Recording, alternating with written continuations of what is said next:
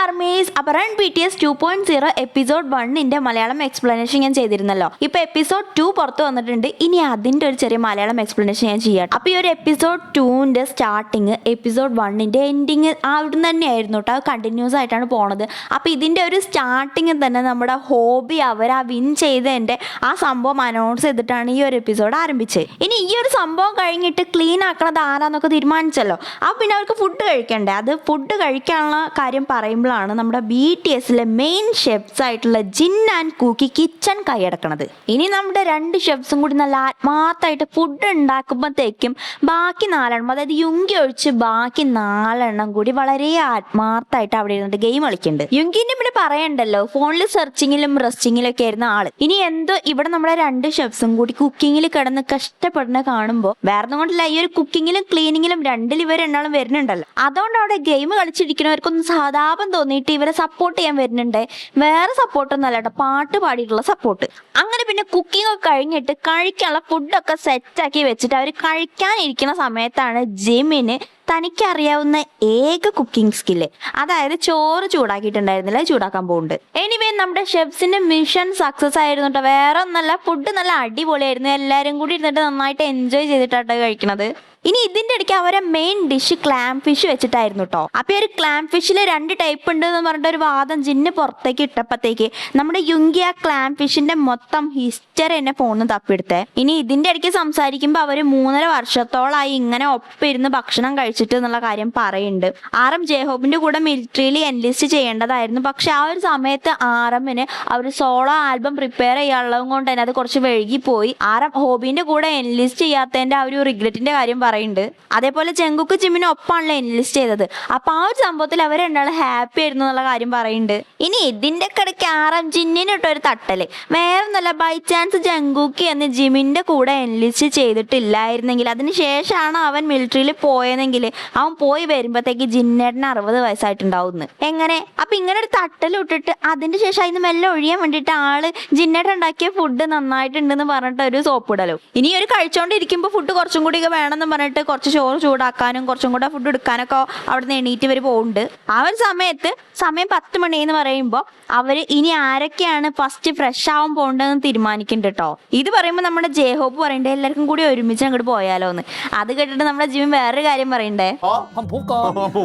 ഇനി ഈ ഒരു കാര്യം അവിടെ പറയുമ്പോൾ യുങ്കി വീണ്ടും അതിന്റെ ഇടയിൽ കൂടെ USA ജിമ്മിന്റെ കൂടെ കുളിക്കാൻ പോയ കാര്യം പറയണ്ടേ. ഇനി ഇങ്ങനെ സംസാരിച്ച് നമ്മുടെ സംസാരങ്ങൾ അവരെ സോളോ കരിയറിനെ പറ്റിയിട്ട്, അവരെ ആൽബം ഉണ്ടാക്കിയതിനെ കുറിച്ച്, അതേപോലെ തന്നെ അവരെ സോളോ ടൂറിനെ കുറിച്ച്, ആ ഒരു സോളോ കുറച്ച് സമയം ഒറ്റയ്ക്കായിരുന്നപ്പോൾ കുറെ കാര്യങ്ങൾ പഠിക്കാൻ പറ്റിയതിനെ കുറിച്ച്, അങ്ങനെയുള്ള സംഭവമൊക്കെ പറയുന്നുണ്ട്. ഇതിന്റെ ഇടയ്ക്ക് നമ്മുടെ ജിന്നേട്ടൻ ഇങ്ങനെ ഈ സോളോ ടൂറൊക്കെ പോയതിനെ കുറിച്ച് പറയുമ്പോൾ ജിന്നേട്ടൻ പറയുന്നത്, എനിക്ക് എന്താ വെച്ചാൽ എല്ലാവരും ഇല്ലാത്തതുകൊണ്ട് ഒരു ഭയങ്കര ബുദ്ധിമുട്ടായിരുന്നു, ഒറ്റപ്പെടലായിരുന്നു, സോളോ ആയിട്ട് ടൂറൊക്കെ പോയപ്പോൾ ആ ഒരു സ്ഥാനത്ത് ഞാൻ തന്നെ ഒക്കെ ചെയ്യേണ്ട. അപ്പൊ അതൊരു ഭയങ്കര ബുദ്ധിമുട്ടായി തോന്നിയിരുന്നു. പിന്നെ എല്ലാവരും വരുമ്പോഴത്തേക്ക് ഞാൻ ആർമീസിന് എന്റർടൈൻമെന്റ് ചെയ്ത് നിർത്തിക്കാന്നുള്ള ആ ഒരു തരത്തിലാണ് ജിന്നേട്ടന്റെ ആ ഒരു ടൈം പോയതെന്നുള്ള കാര്യമൊക്കെ ജിന്നേട്ടൻ പറയുന്നുണ്ട്. ഇനി ഒരു സോളോ കുറച്ച് സമയം പോയോണ്ടാണ് സ്വന്തമായിട്ട് എല്ലാവർക്കും ഇപ്പൊ അഭിപ്രായങ്ങളും കാര്യങ്ങളൊക്കെ ഉണ്ടായത് എന്നുള്ള കാര്യം അവർ പറയുന്നുണ്ട്. പിന്നെ പറയുന്നത് പുതിയ ആൽബത്തിനെ കുറിച്ചാണ്. ആ ഒരു ടൈമിൽ ഏകദേശം പുതിയ ആൽബം പ്രിപ്പയർ ആയിക്കൊണ്ടിരിക്കുകയായിരുന്നു. അപ്പൊ ഏകദേശം ആയ ടൈം ആയിരുന്നു. അപ്പൊ അതിനെ കുറിച്ചൊക്കെ പറയുന്നുണ്ട്. ആൽബത്തിലെ പാട്ടുകളെ കുറിച്ച് അവര് അത് ഇതാക്കിയതിനെ കുറിച്ചൊക്കെ ഉള്ള കാര്യങ്ങൾ അവർ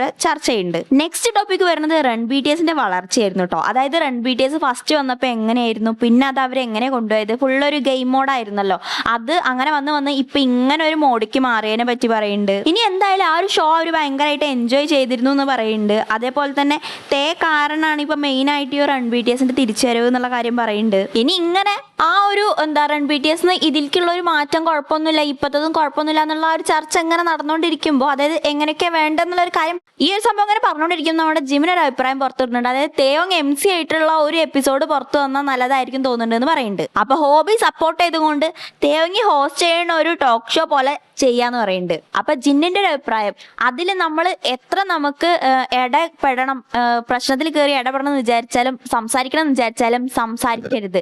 അത് അങ്ങനത്തെ ഒരു റൂള് വെച്ചിട്ടുള്ളത്. ആ സമയത്തോട് ഹോബി പറയുന്നുണ്ട് ഇപ്പൊ അങ്ങനെ ഒരു പ്രശ്നം ഉണ്ടാവാറില്ല എന്നുള്ളത്. അങ്ങനെ ഈ ഒരു സംഭവം ഒരു രസം ഉണ്ടാവുന്നൊക്കെ പറഞ്ഞിരിക്കുമ്പോഴാണ് നമ്മുടെ കൂക്കി ഒരു കാര്യം പറയുന്നത്. ഐഡിയ വേറെ ഒന്നല്ല, ഇപ്പൊ അവര് തേങ്ങിന്റെ കാര്യത്തിൽ ഒരു അഭിപ്രായം പറഞ്ഞില്ലേ, ആ ഒരു സെയിം സംഭവം പോലെ മെമ്പേഴ്സിൽ ഒരാളെ ചൂസ് ചെയ്തിട്ട് അവർക്ക് പറ്റിയ കുറച്ച് കാര്യങ്ങൾ, അതായത് അവർ ചെയ്യേണ്ട കുറച്ച് കാര്യങ്ങൾ, അഭിപ്രായങ്ങൾ ബാക്കി മെമ്പേഴ്സ് പറയുക. അപ്പൊ ഈ മെമ്പേഴ്സ് കേൾക്കുന്ന ഈ ഒരു ഐഡിയ കേട്ടിട്ട് നമ്മൾ തെരഞ്ഞെടുത്ത മെമ്പർ ഉണ്ടല്ലോ മിണ്ടാതിരിക്കണം. അവരെന്തൊക്കെയാണ് സംഭവങ്ങൾ അഭിപ്രായങ്ങൾ പറയണ കേട്ടിട്ട് ആ ആള് മിണ്ടാതിരിക്കണം. ഇനി ഇത് പറഞ്ഞുകൊണ്ടിരിക്കും നമ്മുടെ ജിന്നേട്ടൻ ജിമിനിട്ടൊരു താങ്ങല്. ജിമിന് ഹിമാലയ കയറുന്നത് ഏറ്റവും മാച്ച് ആയിട്ടുള്ള ഒരു സംഭവമാണെന്ന്. അപ്പൊ ആക്കൊന്നും മിണ്ടാൻ പറ്റൂലല്ലോ, മിണ്ടാതിരുന്ന് കേൾക്കണ്ടേ.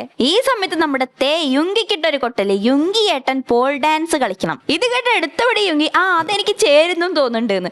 പക്ഷെ ഒന്നും മിണ്ടാൻ പാടില്ലല്ലോ. അപ്പൊ മിണ്ടാതിരിക്കണം എന്ന് പറയുന്നുണ്ട്. അപ്പൊ ഹോബി ജിന്നേട്ടനൊന്ന് ചോദിക്കുമ്പോ ജിന്നേട്ടൻ ഒന്നും ചെയ്യാതിരിക്കണം നല്ലതെന്ന് പറയുന്നുണ്ട്. എന്നിട്ട് പിന്നെ ആളെ തിരുത്തിയിട്ട്, അതായത് ജിന്നേട്ടൻ ഇത്ര കാലം മെമ്പേഴ്സിനൊക്കെ വേണ്ടിയിട്ട് കുറെ, എല്ലാവർക്കും ആർമീസിനൊക്കെ വേണ്ടിയിട്ട് കുറെ അതായത് പ്രൊമോഷനും ടൂറും കാര്യങ്ങളൊക്കെ ചെയ്തിട്ടിട്ട് ഇപ്പൊ ആളൊന്ന് റെസ്റ്റ് എടുത്താൽ കൊള്ളാം. അപ്പോൾ ജിന്നേട്ടൻ ഒന്നും ചെയ്യാതിരിക്കുന്നതാവും നല്ലത്. അതാണ് കേട്ടോ ഒരു അഭിപ്രായത്തിന്റെ എക്സ്പ്ലനേഷൻ തന്നത്. ആ സമയത്ത് നമ്മുടെ ഹോബി ജിന്നേട്ടനായിട്ട് ശരിക്കുള്ള ഒരു സീരിയസ് കോൺവെർസേഷൻ ഉണ്ടായാൽ നല്ലതാണെന്ന് വിചാരിക്കേണ്ടത്. പിന്നെ അങ്ങോട്ട് ബാക്കി എല്ലാവരും കൂടി ഇരുന്നിട്ട് ജിന്നേട്ടനിട്ട് വാരലായിരുന്നു. ജിന്നേട്ടൻ ഒരു നിമിഷം ചിന്തിച്ച് ഇവന്മാരൊക്കെ എന്തിനാണ് ഈ തിരിച്ചു വന്നതെന്ന്. അപ്പൊ ഈ സമയത്ത് ജിന്നേട്ടനിട്ട് ഇങ്ങനെ വാരണേന്റെ ഇടയ്ക്ക് ജിമിൻ ചോദിക്കണ്ട് എന്നാലും ഞാൻ ഹിമാലയ കയറുന്ന ആ അഭിപ്രായം എന്തുകൊണ്ടാ വന്നതെന്ന്. അപ്പൊ എല്ലാം കൂടെ ആ ഒരു സംഭവം ഹിമാലയ കയറുന്നത് നിനക്ക് നന്നായിട്ട് ചേരുന്നുള്ള അഭിപ്രായം. പിന്നെ ജയഹോപ്പിനുള്ള പറയുന്നുണ്ട്, അതായത് ഒരു മാസം മൊത്തം ഇട്ട ടൈപ്പ് സാധനങ്ങൾ തന്നെ റിപ്പീറ്റ് ആയിട്ട് ഇട്ടോണ്ടിരിക്കുക ഡ്രസ്സിൽ. അതായത് ഒരു ബ്ലാക്ക് ഷർട്ടും ബ്ലാക്ക് പാൻറ്റും ആണെങ്കിൽ ആ ടൈപ്പ് തന്നെ ഒരു മന്ത് ഫുള്ള് ഇട്ടോണ്ടിരിക്കുക. അപ്പൊ അത് ഏറ്റവും ടോർച്ചർ ആയിട്ടുള്ള ഒരു കാര്യമാണ് ജയഹോബിന്റെ കാര്യത്തിൽ എന്ന് പറയുന്നത്. ഈ ഒരു അഭിപ്രായം ആരമ പറയുന്നത്. ആ സമയത്ത് നമ്മുടെ ജിമിൻ പറയുന്നുണ്ട് ഹോപ്പേട്ടിന്റെ വീട്ടിൽ പോയിട്ട് നമ്മുടെ ഡെബ്യൂട്ട് തൊട്ടുള്ള ആ ഒരു കുറച്ച് ക്ലോത്ത്സ് ഉണ്ടല്ലോ, ആ സംഭവം ഒക്കെ അവിടുന്ന് എടുത്തിട്ട് മെമ്പേഴ്സ്, അതായത് ഓരോരുത്തർക്കും എടുത്തിട്ട് ചാരിറ്റി ആയിട്ടൊക്കെ കൊടുക്കുക. അപ്പൊ എന്താ വെച്ചാല് ഹോബിന്റെ അടുത്ത് ഒരുപാട് ക്ലോത്ത്സ്, അതായത് പണ്ടത്തെ ക്ലോത്ത്സ് ഒക്കെ ഉണ്ടാവുമല്ലോ, ആ ക്ലോത്ത്സ് ഒന്നും ഹോബി കളഞ്ഞിട്ടില്ല. അതായത് ചില ക്ലോത്ത്സിനോട് നമ്മൾ ഇമോഷണലി കണക്റ്റഡ് ആവുമല്ലോ, നമ്മളെ മെമ്മറീസ് തങ്ങി നിൽക്കുന്ന ചില ക്ലോത്ത്സും കാര്യങ്ങളും ഒക്കെ ആകുമ്പോൾ നമ്മൾ ഇമോഷണലി കണക്റ്റഡ് ആവുമല്ലോ. അപ്പൊ അങ്ങനത്തെ കുറെ ക്ലോത്ത്സ് നമ്മുടെ ഹോബി ഇപ്പോഴും സൂക്ഷിച്ചു വെച്ചിട്ടുണ്ട്. അപ്പൊ ആ ക്ലോത്ത്സ് ഒക്കെ മെമ്പേഴ്സ് എടുത്തിട്ട് പുറത്തേക്ക് ഡൊണേറ്റ് ചെയ്യുക, അല്ലെങ്കിൽ അത് വിൽക്കുകയൊക്കെ ചെയ്യുക. ഇനി ഇതൊക്കെ മെമ്പേഴ്സ് ചെയ്യുമ്പോൾ ഹോബി ഒന്നും ചെയ്യാതെ മിണ്ടാതിരിക്കണേ. ഇനി ഈ ഒരു കാര്യം പറഞ്ഞ സമയത്ത് ബാക്കി മെമ്പേഴ്സും പറയുന്നുണ്ട് കേട്ടോ, അതായത് ബാക്കിയുള്ള സംഭവങ്ങളൊക്കെ കളഞ്ഞെങ്കിലും മെമ്പേഴ്സ് തന്ന ഗിഫ്റ്റും കാര്യങ്ങളൊക്കെ നമ്മുടെ അതിൽ ഇമോഷണലി നമുക്ക് അതിനോട് ഒരു ഇതുള്ളത് കൊണ്ട് കളഞ്ഞിട്ടില്ല എന്നുള്ള കാര്യം പറയുന്നുണ്ട്. ഇനി ഈ സമയം നമ്മുടെ ജിമിൻ ഹോബിക്ക് ആദ്യമായിട്ട് കൊടുത്ത ഒരു ബൂട്ട്സിന്റെ കാര്യം പറയുന്നുണ്ട്, ഗിഫ്റ്റ് ചെയ്ത ആ ഒരു സംഭവം പറഞ്ഞപ്പോൾ ഹോബി പറയുന്നുണ്ട് അത് ഞാൻ കളഞ്ഞടാന്ന് പറയുന്നുണ്ട്. അപ്പൊ അത് വേറെ ഒന്നല്ല കേട്ടോ, സംഭവം എന്താ വെച്ചാൽ ഒരുപാട് പ്രാവശ്യം ആളത് ഇട്ടിട്ടുണ്ട്, അതുകൊണ്ട് തന്നെ അതങ്ങോട്ട് പറ്റ കേടൊന്ന് പോയതുകൊണ്ട് ആൾ കളഞ്ഞാണ്. പക്ഷെ ആ സമയത്ത് എല്ലാവരും കൂടി ചിരിക്കുന്നുണ്ട്, കാരണം അത്രയും ഗിഫ്റ്റിനോടൊക്കെ ഇമോഷണലി കണക്റ്റഡ് മെമ്മറീസ് സംഭവം ക്ലോത്ത്സ് ഒന്നും കളയില്ല എന്നൊക്കെ പറഞ്ഞിട്ട് പെട്ടെന്ന് ഇത് കളഞ്ഞു എന്ന് പറഞ്ഞപ്പോൾ എല്ലാവരും കൂടി ചിരിക്കുന്നുണ്ട്. ഇനി നെക്സ്റ്റ് ജങ്കൂക്കിന്റെ കാര്യത്തിൽ വി പറയുന്നത്, അതായത് ജങ്കൂക്ക് എപ്പോഴും ഈ ഡാർക്ക് കളേഴ്സ് ബ്ലാക്കും കാര്യങ്ങളും മാത്രമല്ല ഇടല്. അപ്പൊ ഒരു കളർ അനാലിസിസ് ചെയ്തിട്ട് അവനെ കൊണ്ട് വേറെ ഡിഫറെന്റ് കളേഴ്സ് ഡ്രസ്സ് ഇടിപ്പിക്കുക. ഈ സമയത്ത് ആറമും സപ്പോർട്ടീവായിട്ട് കുറെ കളേഴ്സ് പറഞ്ഞിട്ട് ആ കളേഴ്സ് ഇടിപ്പിക്കണം എന്ന് പറയുന്നുണ്ട്. അതേപോലെ തന്നെ വി പറയുന്നുണ്ട് ഹെയർ കളർ ഏൽപ്പിക്കുക. ഈ ഒരു കാര്യം പറഞ്ഞുകൊണ്ടിരിക്കുമ്പോൾ ജയഹോബ് പറയുന്നുണ്ട് ഞാൻ അവന്റെ സ്റ്റൈലിസ്റ്റ് ആവണോ ചോദിക്കുന്നുണ്ട്. ഈ ഒരു സമയത്ത് ജിമിൻ പറയുന്നത് ഒരു സ്റ്റണ്ട് ഷോ ജങ്കൂക്കിനെ കൊണ്ട് നടത്തിപ്പിച്ചാലോ. ആറം പറയുന്നുണ്ട് ജങ്കൂക്കിന് ചെയ്യാൻ പറ്റാത്ത സംഭവങ്ങൾ കണ്ടുപിടിക്കുക. ഈ സമയത്ത് വി പറയുന്നുണ്ട് ജങ്കൂക്കിന് ഒരുപാട് കാര്യങ്ങൾ ചെയ്യാൻ പറ്റാത്തുണ്ട് എന്ന് പറയുന്നുണ്ട്. ആ സമയത്ത് ജിന്നട്ട പറഞ്ഞു കൊടുക്കുന്നത് ജങ്കൂക്കിക്ക് എലിവേറ്ററിൽ കയറുമ്പോൾ അത് പൊളിഞ്ഞു ചാടിയാലോ എന്നുള്ള ആ ഒരു പേടി ഉണ്ട് എന്ന് പറയുന്നുണ്ട്. അപ്പോൾ ബാക്കി മെമ്പേഴ്സ് ആറമ്മും ഇവരൊക്കെ പറയുന്നുണ്ട് അതിപ്പോൾ എല്ലാവർക്കും ഉള്ളൊരു പേടിയല്ലേ എന്ന് പറയുമ്പോൾ ജിൻ പറയുന്നുണ്ട് അങ്ങനെയല്ല, അവന് യൂഷ്വലി സാധാരണ നമ്മൾ കയറുമ്പോൾ ഒരു പ്രശ്നമില്ലാത്ത എലിവേറ്റർ ആണെങ്കിലും അത് പൊളിഞ്ഞു ചാടിയാലോ എന്നുള്ള ആ ഒരു ടെൻഷൻ ഇല്ല അതുണ്ട്. ഇനി ഇത് പറഞ്ഞുകൊണ്ടിരിക്കുമ്പോൾ വീണ്ടും ജിമിൻ അല്ല നിങ്ങൾക്കൊക്കെ ഇങ്ങനെ സീരിയസ് ആയിട്ടുള്ള സംഭവങ്ങളൊക്കെ പറഞ്ഞിട്ട് എനിക്കെന്ത് ഹിമാലയ എന്ന് ചോദിക്കുന്നുണ്ട്. അപ്പം ആറം പറയേണ്ടത് നിനക്ക് പെർഫെക്റ്റ് ആയതുകൊണ്ടാണ് പറയണതെന്ന് പറയുന്നുണ്ട്. അതിൽ ജിമിൻ ശരിക്കും അതെനിക്ക് പെർഫെക്റ്റ് ആണോ, നിങ്ങൾ അങ്ങനെ ശരിക്കും എന്ന് പറഞ്ഞു കഴിഞ്ഞാൽ ഞാൻ ചിലപ്പോൾ അവിടെ പോവാൻ ചാൻസ് ഉണ്ട് എന്ന് പറയുന്നുണ്ട്. ഈ സമയത്ത് അഭിപ്രായം മാറ്റിക്കൊണ്ട് ആറം പറയുന്നുണ്ട് എന്നാൽ നമുക്ക് ഹലാസൻ ആക്കാന്ന്. അപ്പൊ ഇത് പറഞ്ഞുകൊണ്ടിരിക്കുന്നതിന്റെ ഇടയ്ക്ക് നമ്മുടെ ജിന്നേട്ടൻ വീണ്ടും ഒരു കാര്യം എടുത്തിട്ടു. അതായത് ഇതിന് മുന്നേ ഒരു വീഡിയോയിൽ ഇതേപോലെ പറഞ്ഞിരുന്നു, അവർ ജങ്കുക്കും ജിന്നേട്ടനും കൂടി ഒരു ഹൈക്കിംഗ് വീഡിയോ പോയിട്ട് അതൊരു വീഡിയോ പുറത്തിറക്കണം എന്ന് പറഞ്ഞ് ജങ്കുക്ക് ഇടുക്കുകയൊക്കെ ചെയ്തിരുന്നു. അപ്പൊ ആ വീഡിയോ ഇവിടെ അതെന്നാ പുറത്ത് വരുന്നതെന്ന് ഇത് കേൾക്കുമ്പോൾ തന്നെ മെമ്പേഴ്സിന് ഓടുന്നുണ്ട്. അപ്പൊ അവർ പറയുന്നുണ്ട് അങ്ങനെ ഒരു വീഡിയോ ഇല്ലല്ലോ.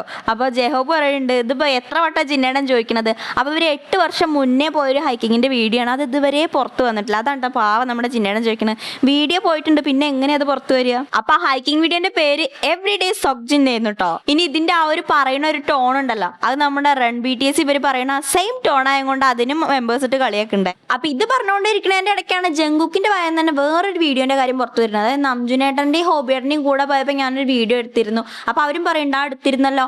അപ്പൊ ജിന്നേട്ട ഇത് പുറത്ത് വന്നു വയ്ക്കുമ്പോ അതും പുറത്ത് വന്നിട്ടില്ല, ആ വീഡിയോയും പോയിട്ടുണ്ട്. ആ ഹാർഡ് ഡിസ്ക് അടുത്ത് പോയി എന്നാട്ടാ പറയണത്. അപ്പൊ ജങ്കുക്ക് ചില വ്ളോഗേഴ്സിന്റെ പോലെ കുറെ വീഡിയോ ഒക്കെ എടുത്ത് വെച്ചിട്ടുണ്ട് എന്നല്ലാതെ അതുകൊണ്ട് വലിയ ഉപകാരം ഒന്നുമില്ലാന്ന് മനസ്സിലായില്ലേ. ഇനി നംജുന്റെ കാര്യം പറയുമ്പോൾ അഭിപ്രായമാണ് കൂക്കി പറയണത് നംജുനേട്ടനെ സ്കൂളിൽ വിടാന്നാണ്.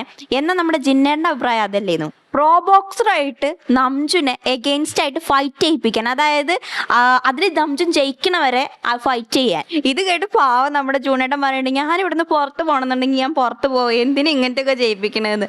അതായത് വേറെ നല്ലൊരു പ്രോ ബോക്സറായിട്ട് ഫൈറ്റ് ചെയ്താൽ എങ്ങനെ അവൻ ജയിക്കാനെന്നുള്ള മെമ്പേഴ്സും പറയുന്നുണ്ട്.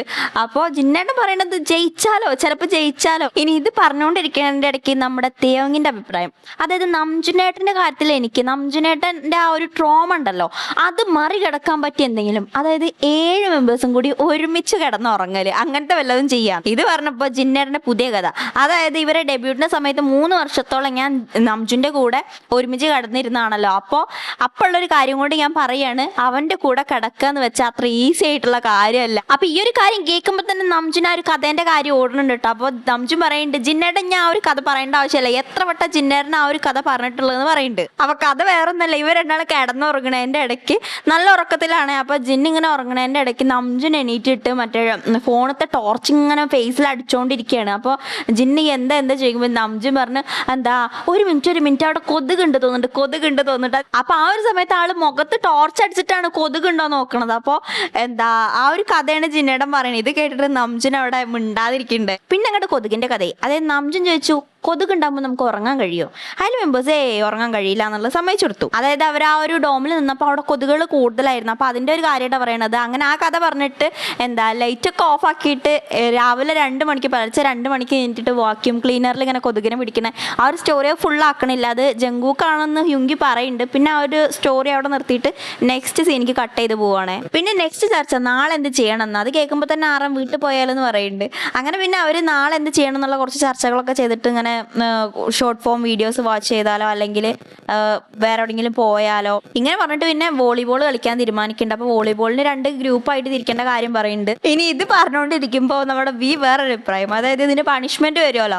ആ പണിഷ്മെന്റ് വരുമ്പോൾ നമ്മളെ പണ്ട് സ്കൂളിലൊക്കെ പഠിക്കുമ്പോൾ പണിഷ്മെന്റ് ആയിട്ട് തരുമല്ലോ, മുട്ട് കുത്തിയിട്ട് കൈ പൊക്കിയിട്ട് നിൽക്കലൊക്കെ, അങ്ങനത്തെ പണിഷ്മെന്റ് ഒക്കെ കൊടുത്താൽ എങ്ങനെ ഉണ്ടാവുന്നത്. അതിൽ മെമ്പേഴ്സ് എല്ലാവരും ഇതിന് എതിരായിരുന്നു. അവർ വേറെ പണിഷ്മെന്റിന്റെ കാര്യമൊക്കെ പറയുന്നുണ്ട്. എന്നാലും നമ്മുടെ ഇത് വിടൂല, ഈ ഒരു സംഭവം പിടിച്ചോണ്ട് ആള്, അതായത് മുട്ട് കുത്തിയിട്ട് കൈ പൊക്കി നിൽക്കല്. ഞാൻ മാത്രമാണല്ലോ ഇതിൽ ക്യൂരിയസ് ആയിട്ട്, നിങ്ങൾ ആരും ഇതിൽ ക്യൂരിയസ് അല്ലേ എന്നുള്ള കാര്യമൊക്കെ പറയുന്നുണ്ട്. അതിൽ പറയുന്നുണ്ട്, നിങ്ങൾ ആരെങ്കിലും വളണ്ടിയർ ആയിട്ട്, അതായത് സ്വയം ഈ ഒരു സംഭവം ചെയ്യണം തോന്നിയിട്ട് ചെയ്തിട്ടുണ്ടോ ചോദിക്കുമ്പോൾ അതിൽ ആറും എന്തിനാ അങ്ങനെ ചെയ്യണമെന്ന് ചോദിക്കുന്നുണ്ട്. അപ്പൊ പറയുന്നുണ്ട്, ഞാൻ ഈ ഒരു സംഭവത്തിൽ ഭയങ്കര ക്യൂരിയസ് ആണ്, ഇതെന്താന്നുള്ളത്, അതുകൊണ്ട് അത് ചെയ്തുകൂടെ എന്ന് ചോദിക്കുന്നുണ്ട്. അപ്പൊ തേന്റെ ഒരു അഭിപ്രായം കേട്ടിട്ട് ഇവരിതിന് കളിയാക്കിയിട്ട് ആ കൈ പൊക്കിയിട്ട് ചുമരിന്റെ എതിരെ നിൽക്കണം, അങ്ങനത്തെ സംഭവമൊക്കെ അങ്ങനെ പറയുന്നുണ്ട്. പക്ഷെ സീരിയസ് ആയിരുന്നു കേട്ടോ. വീണ്ടും ഈ ഒരു സംഭവം ചെയ്താലെന്താ, എനിക്കിത് ചെയ്യാൻ ഭയങ്കര ആഗ്രഹമാണ്, ഞാനിത് ഇനി നിങ്ങൾ എങ്ങാനും ചെയ്തിട്ടില്ലെങ്കിൽ ഞാൻ ഒറ്റയ്ക്ക് വീട്ടിൽ പോയി ചെയ്യൂത് എന്നുള്ള കാര്യം പറയുന്നുണ്ട്. ഇതൊക്കെ കേട്ടിട്ട് നമ്മുടെ യുങ്കി ഒന്നും വേണ്ട, കുളിച്ചിട്ടേ നമുക്ക് കടന്നുറങ്ങാന്ന് പറയുന്നുണ്ട്. അപ്പൊ ഈ ഒരു സമയത്ത് ആറാം എന്നാൽ നമുക്ക് ടീം തീരുമാനിച്ചിട്ട് എന്തായാലും പോകാന്ന് പറഞ്ഞിട്ട് ഇവർ ഈ ടീം തീരുമാനിക്കുന്ന കാര്യമൊക്കെ പറയും. പക്ഷെ നമ്മുടെ ആദ്യത്തെ നമ്മുടെ മുട്ടുകുത്തി കൈ പൊക്കി നിൽക്കുന്ന ആ ഒരു സംഭവം ഒരു സമ്മതിക്കാത്തതുകൊണ്ട് അതിന്റെ ഒരു തെറ്റല്ലായിരുന്നു കേട്ടോ. അപ്പൊ അവര് പറയുന്നതിനോ എഗൈൻസ്റ്റ് ആയിട്ട് ഇങ്ങനെ വാശി പിടിച്ചിട്ട് കുട്ടികളൊക്കെ അങ്ങനെ പറയുമല്ലോ, ഈ തർക്കുത്തരം പറയണല്ലോ, ഞാൻ എന്തിനാ ചെയ്യണത്, ഞാൻ എന്തിനാ ഇതാക്കണം എന്നുള്ള ടൈപ്പുള്ള സംസാരമായിരുന്നു കേട്ടോ. പിന്നെ ഇത് കേട്ട് പാവം നമ്മുടെ മെമ്പേഴ്സ് ഈ കുട്ടികളെ നമ്മൾ ഓരോരോ വാശിന്ന് പിന്തിരിപ്പിക്കാൻ നോക്കൂലേ, അങ്ങനെ ഓരോന്ന് കാട്ടുന്നുണ്ട്. ആറും ഡാൻസ് വരെ ചെയ്യുന്നുണ്ട് പാട്ട് പാടിയിട്ട്. എവിടെ ഒരു മാറ്റമില്ല, ആ ഒരു വാശി തന്നെ ആള് പിടിച്ചിരിക്കുകയാണ്. ഈ ഒരു സംഭവം കാണുമ്പോണ്ടല്ലോ ഡയറക്റ്റ് കാണുന്നേ വേണം കേട്ടോ. നമ്മൾ ഈ കുട്ടികളെ കൺവിൻസ് ചെയ്യാൻ ഭയങ്കരമായിട്ട് ഇങ്ങനെ കാട്ടുമല്ലോ, അങ്ങനത്തെ ഒരു പരിപാടി കാട്ടണം. അപ്പൊ നമ്മൾ ശരിക്കും ബങ്താന്റെ ഒഫീഷ്യൽ ബേബി എന്നുള്ള ടാഗ് ഉണ്ടല്ലോ, അത് മാത്രം സ്വന്തമാണെന്ന് സമ്മതിച്ചു കൊടുക്കേണ്ടി വരും. കാരണം ആള് കുട്ടികളെ അതേപോലെ ആ വാശി ആ സംഭവം ചെയ്യണം എന്ന് പറഞ്ഞാൽ അത് ചെയ്യന്നെ വേണം. ലാസ്റ്റ് ഇത് കേട്ട് നമ്മുടെ കൂക്കി പറയുന്നുണ്ട്, നമുക്ക് ചെയ്ത് തരാം, കുഴപ്പമില്ല എന്നുള്ള പറയുമ്പോഴാണ് ആളൊന്ന് ചിരിച്ചു കാണുന്നത്. അതുവരെ മുഖമൊക്കെ കാണണമായിരുന്നു. ഇനി ഇത് കഴിഞ്ഞപ്പോൾ നെക്സ്റ്റ് ഡിമാൻഡ്, ഈ ഒരു പണിഷ്മെന്റ് 10 മിനിറ്റ് മതി എന്ന് അവർ പറയുമ്പോഴത്തേക്ക് പറ്റൂല, ഒരു 45 മിനിറ്റ് എങ്കിലും.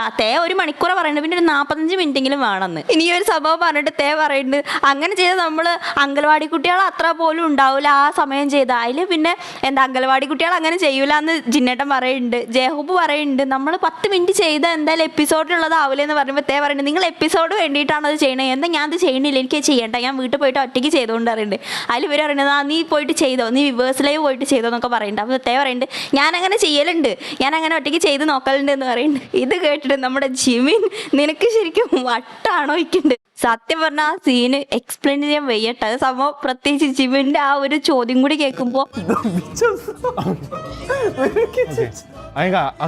എനിക്കിത് എക്സ്പ്ലെയിൻ ചെയ്യുമ്പോൾ തന്നെ ചിരി സഹിക്കാൻ വയ്യ. അപ്പൊ എന്താ അങ്ങനെ ഒരു സിറ്റുവേഷൻ ആയിരുന്നു കേട്ടോ അവിടെ അതിന്റെ എൻഡിങ്ങിൽ. എന്തായാലും അങ്ങനെ അവസാനം എന്തെങ്കിലും ആവട്ടെ, നാളെ നമുക്ക് വോളിബോൾ കളിക്കുക, ഇനിയിപ്പോൾ അതിന്റെ പണിഷ്മെന്റ് ഇങ്ങനെ ചെയ്യുക, എന്തെങ്കിലും ആവട്ടെ ചെയ്യട്ടെ എന്ന് പറഞ്ഞിട്ടാണ് ഈ ഒരു എപ്പിസോഡ് എൻഡ് ചെയ്യണത്. പിന്നെ അവര് എപ്പിസോഡ് എൻഡ് ചെയ്യുമ്പോൾ ആരൊക്കെ എവിടെയൊക്കെ കിടക്കണത്, ജിന്നേട്ടൻ കൂക്കിനോട് ഞാനും കുളിക്കാണ്ട് പറഞ്ഞ് നിൽക്കണം ആ സീന്. അതേപോലെ തന്നെ ജിമിനും ജിന്നേട്ടനും ഒരു റൂമിൽ, ജെഹോപ്പും യുങ്കിയും ഒരു റൂമിൽ, പിന്നെ ജങ്കുക്കിന്റെ റൂമിൽ 3 കട്ടിലുണ്ടായതുകൊണ്ട് അവിടേക്ക് പോകുന്നുണ്ട്. പിന്നെ ഇതിൻ്റെ ഇടയിൽ കൂടെ ആറും ഇതിലൊരു വേറൊരു ചെറിയ റൂം ഉണ്ടായിരുന്നു, ആ ഒരു റൂമിലേക്ക് പോകുന്നുണ്ട്. അപ്പൊ അങ്ങനെയൊക്കെ കാണിച്ചിട്ടാണ് ഈ ഒരു എപ്പിസോഡ് എൻഡ് ചെയ്യുന്നത്. എനിവേ നല്ല ചിരിച്ച് ചാവാൻ പറ്റിയ എപ്പിസോഡാണ്. എന്തായാലും മിസ് ചെയ്യാതെ കണ്ടുകൊണ്ടിട്ട് ആർമീസെ. അപ്പൊ ഇനി നെക്സ്റ്റ് എപ്പിസോഡിന്റെ എക്സ്പ്ലനേഷൻ ആയിട്ട് കാണുമായിരിക്കും. Bye bye.